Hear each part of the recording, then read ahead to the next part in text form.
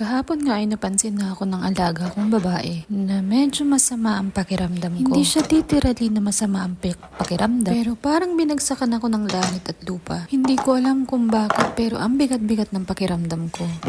Minsan, naiisip ko, bakit kaya ako nakakaramdam ng ganito? Wala naman dapat akong ipagkabahala. Hindi ko alam kung anong rason, pero parang may hinahanap akong rason.